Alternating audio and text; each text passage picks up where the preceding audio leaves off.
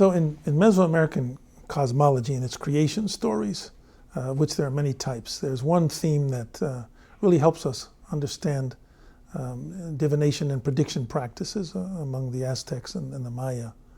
And the story goes that in the beginning, as in many paradisical stories, in the beginning there was a period of time where heaven and earth were close together, where the beings who existed could speak to animals, where divinities and humans were almost on the same plane. Our ancestors and divinities were close, and they all had the same powers of seeing, of observing.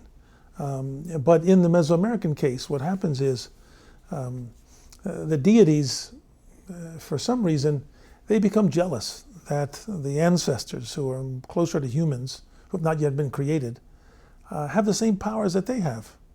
And they decide that they don't like this.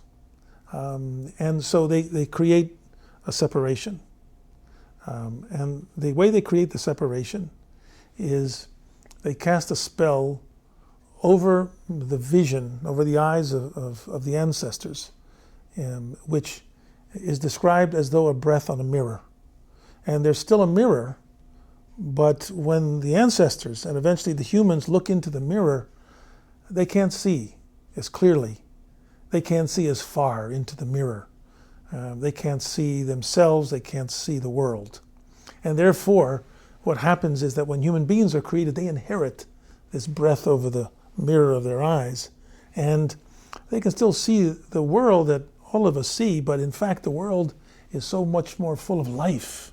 It's all around that we can't see. And therefore, the divinities can see. They can see inside of trees.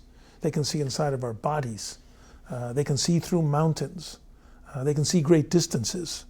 All things that we cannot do.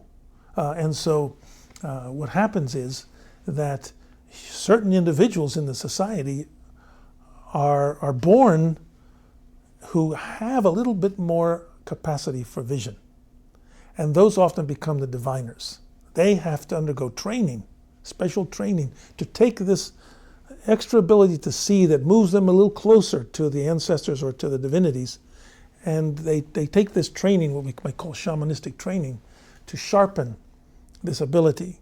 And they're often the ones who can read the signs, who become the diviners. But this idea of the mirror is very important in Mexico, in Mesoamerica, because many of these mirrors were made out of obsidian, this black obsidian stone that was very brittle and very sharp, but it could be shined. You could shine it, and when you looked into it, and I've looked into them, you can see yourself. Now, you can't see yourself as clearly as when we look into our mirrors, but you can see yourself, and sometimes you can see things behind you. And so these mirrors become very important for humans as techniques to improve their own ability to see. By having these mirrors, it improves, clarifies that breath on the eyes.